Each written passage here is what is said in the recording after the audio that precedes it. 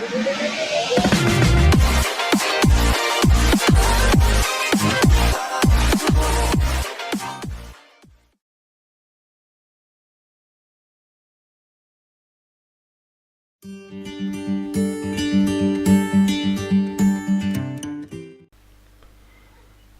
जिबला को अबूर करने के बाद वादी जिबला में दाखिल होने के लिए जिस दर्रे में से गुजरना पड़ता था, इस दर्रे के दाएं किनारे एक बुलंद पहाड़ पर आमिर खड़ा बार बार शुमाल की तरफ इस शाहरा को देख रहा था, जो कोहस्तानों के अंदर सांप की तरह बल खाती हुई दूर नजरों से ओझल हो गई थी। सूरज अब नीचे झुकता हुआ अपनी भूली बिसरी समातों की खरोश गुमशुदा की तलाश में गुरूब होने को था। गहरे घनेर साए अपने शेप से कोहस्तानों की चोटियों तक चढ़ आए थे। सूरज जिस वक्त दिन से अपने तमाम तय्युनातो अलाइक तोड़कर आधा गुरूब हो गया था, शुमाल से आने वाली शाहरा पर एक सवार नमूदार हुआ। वो अपने स्याह घोड़े को एड़ पर एड़ लगाए चला आ रहा था। इसे देखते ही आमिर के होंठों पर गहरी और तिलिस्मात का समा बांधने वाली मुस्कुराहट बिखर गई। जुए जिबला के किनारे आकर इसने घोड़े को रोका और घोड़ा अपनी गर्दन झुकाकर पानी पीने लगा। सूरज अब फैलते अंधेरों की बाज़गश्त और तारीकियों के नविश्ते ख्वांदा में गुरूब हो गया था। जब घोड़ा पानी पी चुका और सवार फिर इसे भगाता हुआ चौबी पुल अबूर करने लगा तो आमिर अंधाधुंध भागता हुआ पहाड़ से नीचे उतरने लगा। सवार की अब घोड़ा भगाने की रफ्तार पहले की निस्बत अब सुस्त थी, ताहम वो आमिर के पहाड़ से नीचे उतरने से कबल इसकी सीध में नीचे पहुंच गया। शायद वो दूर ही से आमिर को देख चुका था, इसलिए कि आमिर की सीध में आकर इसने घोड़े को रोक लिया। आमिर ने नजदीक आकर इसके घोड़े की बाग पकड़ ली। सवार ने नीचे उतरना चाहा, लेकिन इसने इसे पकड़कर वहीं बिठाते हुए कहा, घोड़े पर बैठे ही बैठे कहो। सवार ने गला साफ करते हुए कहा, तीतूस अपने लश्कर के साथ अपने किला से रवाना हो चुका है और रात के किसी भी हिस्से में वो हम पर हमला आवर होगा। इसके तहत आने वाला लश्कर 3 हिस्सों पर मुश्तमिल है। इसका जाती लश्कर 2 हिस्सों में तकसीम है, आधा इसके पास है और आधा इसके भाई युराका के पास है। तीसरा लश्कर जो पहले 2 लश्करों से बड़ा है, वो किला मुर्रतुन नोमान के हुक्मरान का है और ये लश्कर मुर्रतुन नोमान ही के एक सालार आमूस की क़यादत में है। मगर तीतूस का लश्कर जिस रास्ते में से मैं आया हूँ, इस रास्ते से ना आएगा, बल्कि वो इस पुल को पार करेगा जो जिबला नदी पर 10 मील नीचे है। वहां से वो नदी के दाएं किनारे सफर करते हुए हमारी तरफ बढ़ेंगे। अगर वो अपनी पूरी बर्क रफ्तारी से सफर करते रहे तो भी वो आधी रात से पहले यहाँ पहुंचने में कामयाब नहीं हो सकेंगे। आमिर ने इसकी तरफ देखते हुए कहा, अब तुम जाओ, नकीब और साद को इस वाक़े की इत्तला कर दो। इनसे कहो लश्कर लेकर आ जाए और तुम आज पूरी रात आराम करो। शायद इसके बाद तुम्हारे लिए किसी और मुहिम की इब्तदा हो जाए। सवार अपने घोड़े को एड़ लगाई और आगे बढ़ गया। आमिर भागकर इस जगह आया जहां नीचे वादी में इसका घोड़ा चल रहा था। इसने अपने आप को जीन से लटकते हुए जंगी हथियारों से मुसल्ला कर लिया था। फिर वो घोड़े पर सवार हुआ और दर्रे की दोनों जानिब जीकों पर पहरा देने वाले सिपाहियों को मुखातिब करते हुए कहा, ए रफीकाने दिल नवाज, अपनी दफों पर चोट लगा दो, नक्कारे फूंक दो, तिबल बजा दो के दुश्मन हमारी तरफ कूच कर चुका है।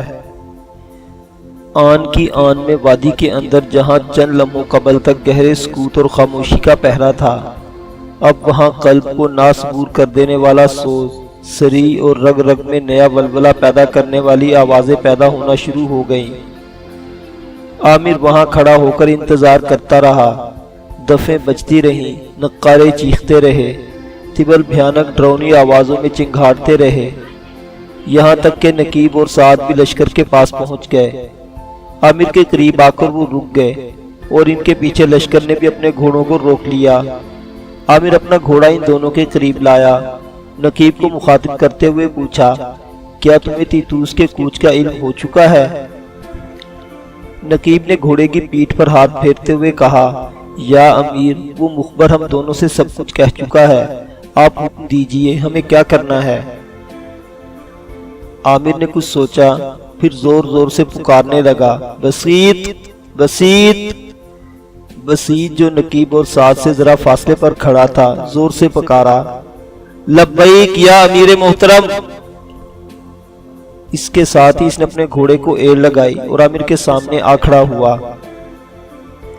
आमिर ने इसे मुखातिब करते हुए कहा, सुनो मेरे रफीको, लश्कर को 2 बराबर हिस्सों में तकसीम करो। एक हिस्सा मेरे पास रहेगा, दूसरा आधा हिस्सा नकीब और बसीत में निस्फ निस्फ तकसीम होगा। नकीब, तुम दर्रे की दाईं तरफ कोहस्तान पर चढ़ जाओगे और बसीत बाईं तरफ रहेगा।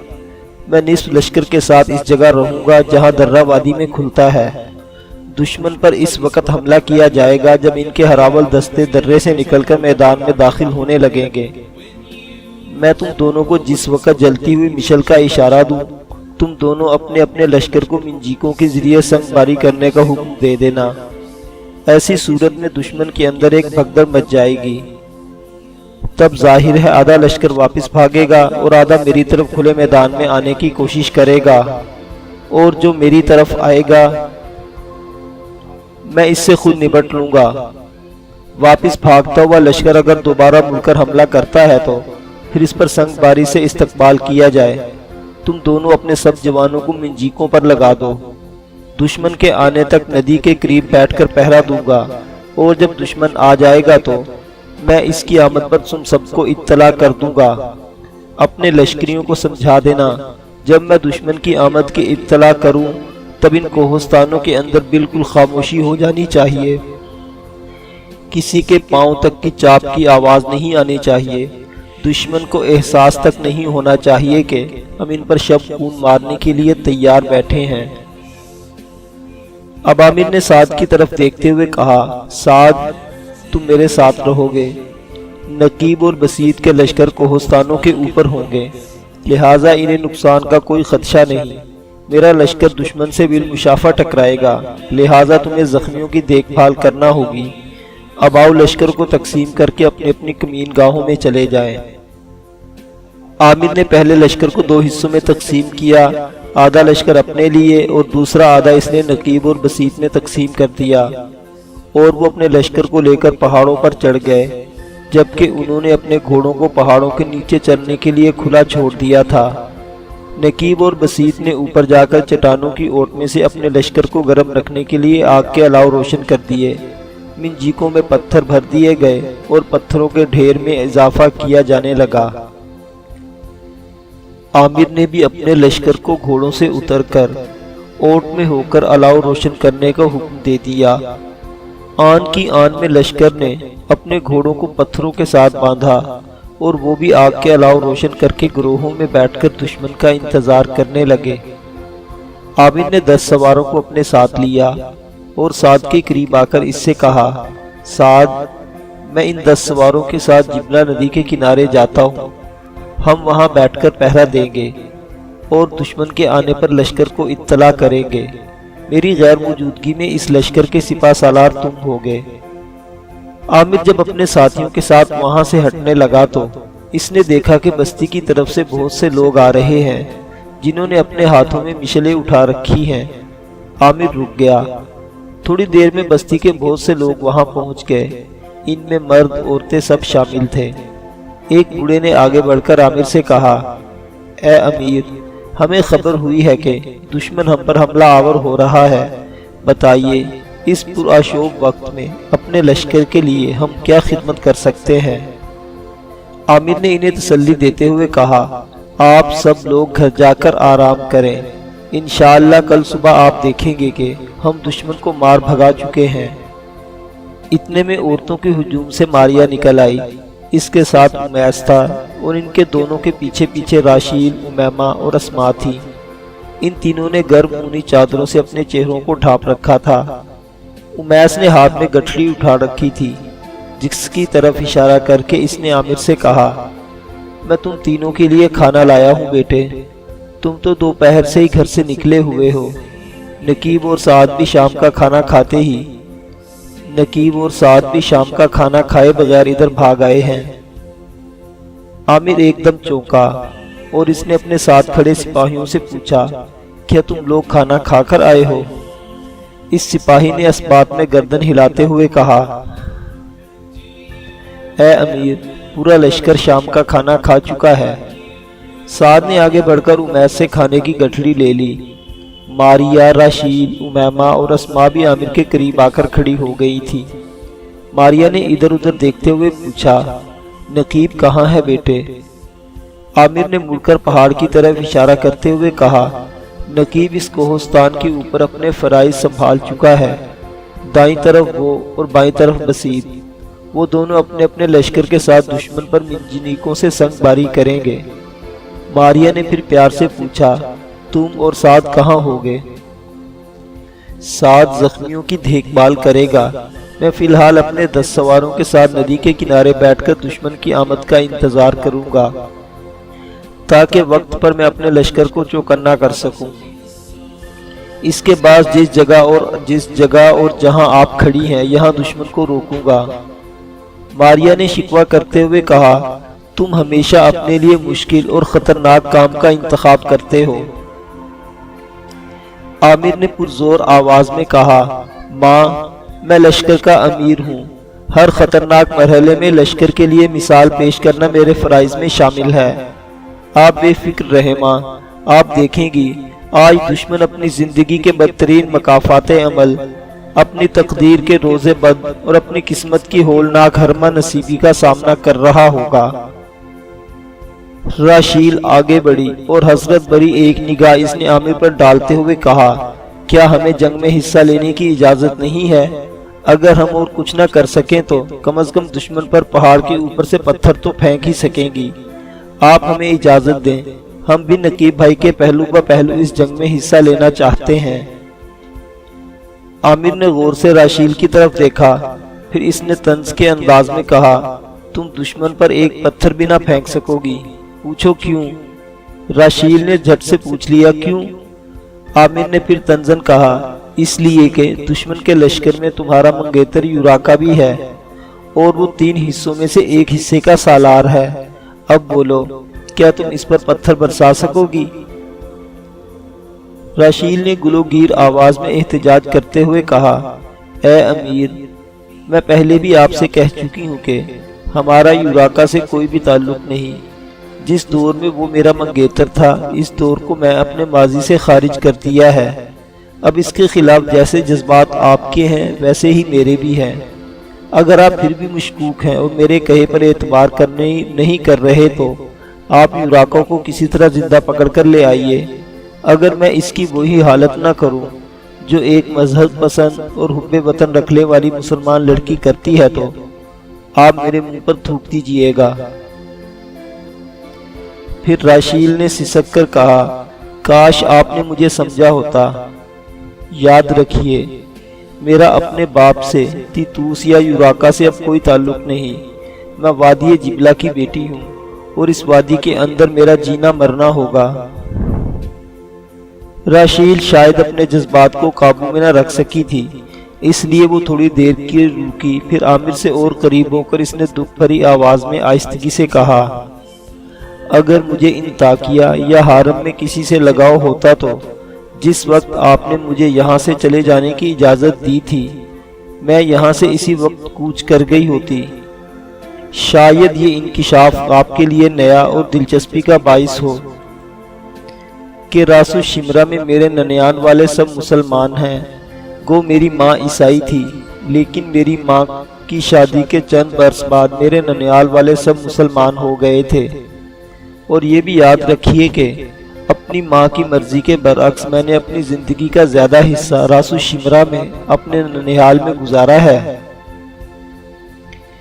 عامر نے راشیل کی بات کا کوئی جواب نہ دیا اور اس نے لوگوں کے ہجوم کو مخاطب کر کے کہا، سب لوگ اپنے اپنے گھروں کو چلے جاؤ، بلکہ دوسری بستیوں کے لوگ اگر ادھر آئیں تو انہیں بھی روک دو۔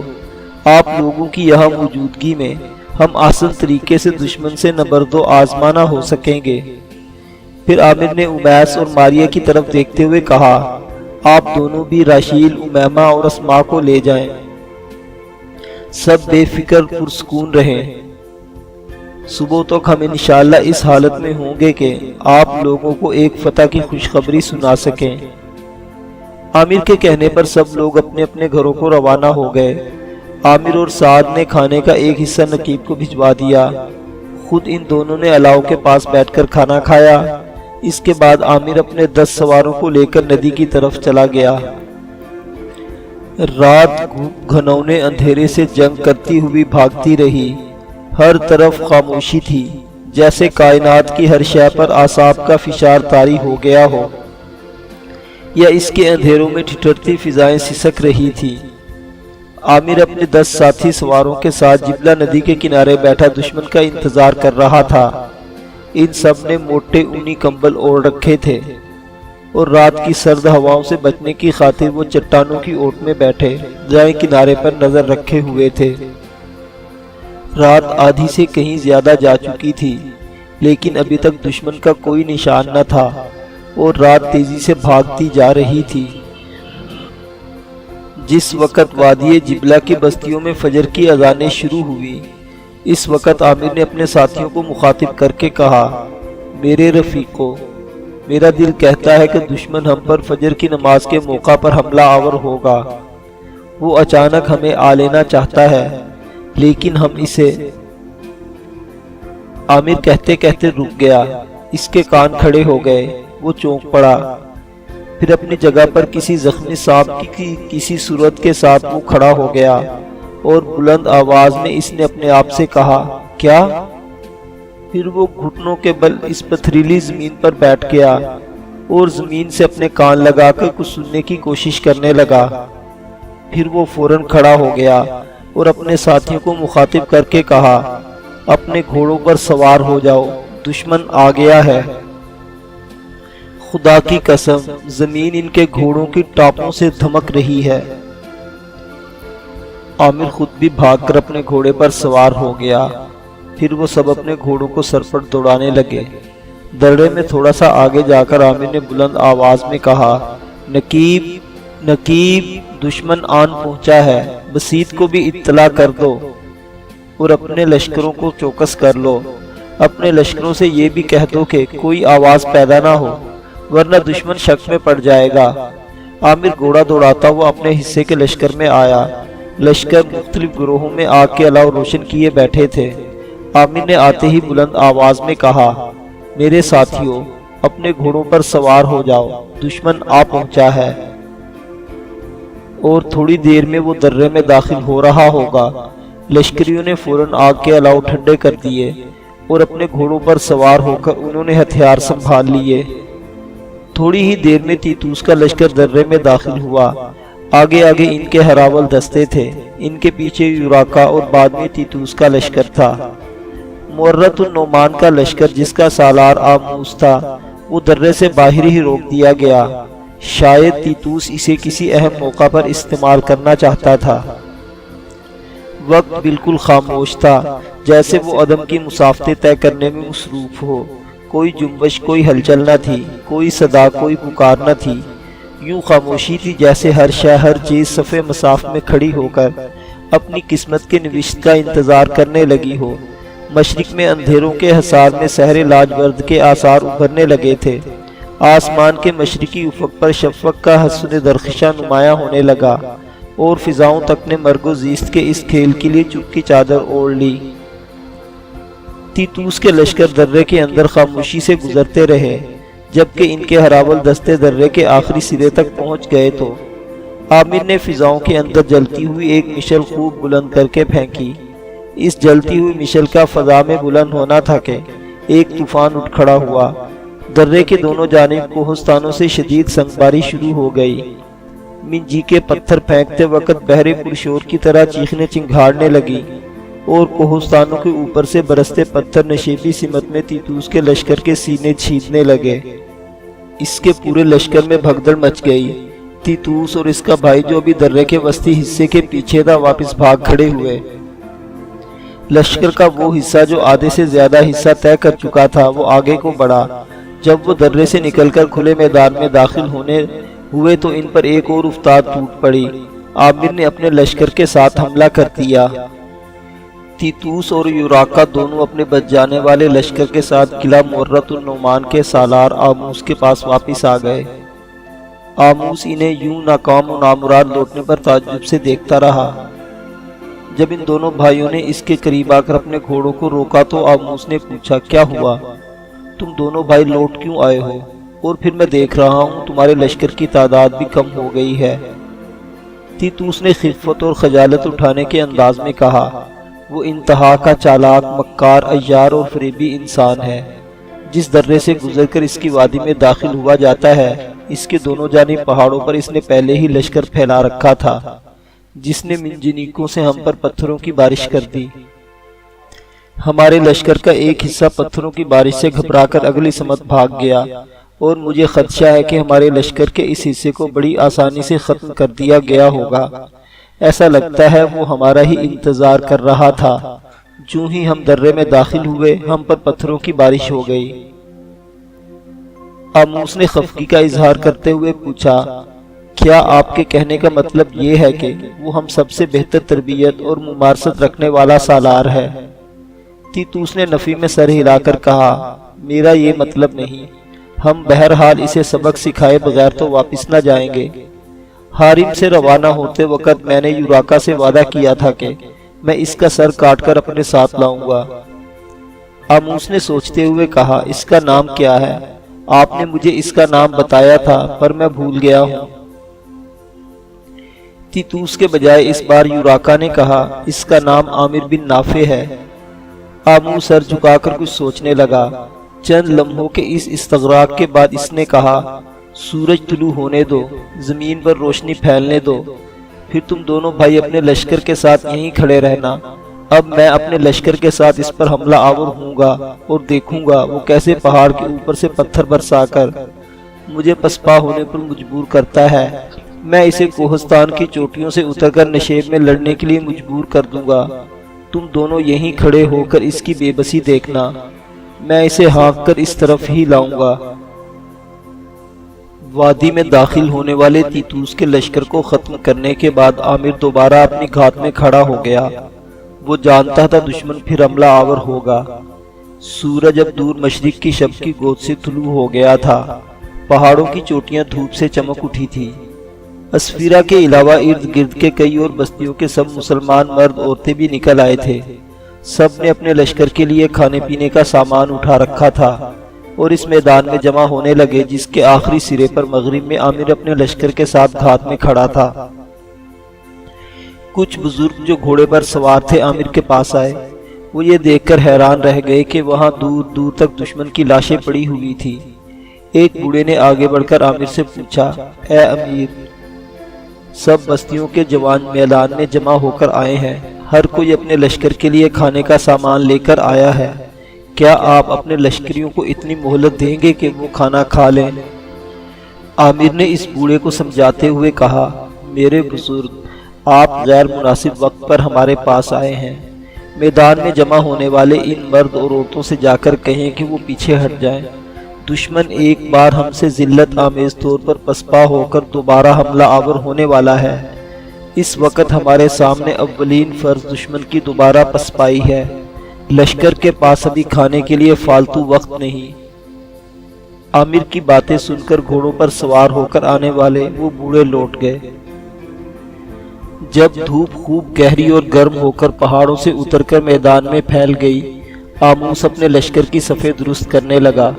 لشکر کو پیدل مرتب کر کے آموس اس درے کی طرف روانہ ہوا جہاں سے تیتوس اور یوراکا پتھروں کی بارش میں پسپا ہو کر بھاگے تھے۔ درے میں داخل ہوتے وقت آموس نے اپنے لشکر کو حکم دیا کہ وہ اپنی ڈھالیں اپنے سروں کے اوپر بلند کر لیں۔ اس طرح ڈھالوں کی اوٹ میں آموس اپنے لشکر کے ساتھ آگے بڑھتا رہا۔ آموس کا سارا لشکر جب پیدل چلتا ہوا درے میں داخل ہو گیا تو نقیب اور بسیط نے ان پر پتھروں کی بارش شروع کر دی، لیکن اس بار یہ سنگ باری کارگر ثابت نہ ہوئی کیونکہ آموس کا لشکر ڈھالوں کی اوٹ میں محفوظ تھا۔ اور اچانک آموس نے اپنے لشکر کو حکم دیا کہ وہ دو حصوں میں بٹ کر اپنے سر پر ڈھالوں کی اوٹ بنا کر پہاڑوں کے اوپر چڑھنا شروع کر دیں اور وہاں سے پتھر برسانے والوں کا صفایا کر دیں۔ یہ ایک بہترین حکمت عملی اور جنگی چال تھی جو آموس نے استعمال کی۔ نقیب اور بسیط گو ابھی تک سنگ باری کروا رہے تھے، لیکن آموس کا لشکر ان کے پتھروں سے بچ کر اوپر چڑھنا شروع ہو گیا۔ ایسا لگتا تھا آموس اپنی اس چال میں تیتوس اور یوراکا کے خلاف کامیاب ہو جائے گا، لیکن قدرت کچھ اور ہی فیصلہ کر چکی تھی۔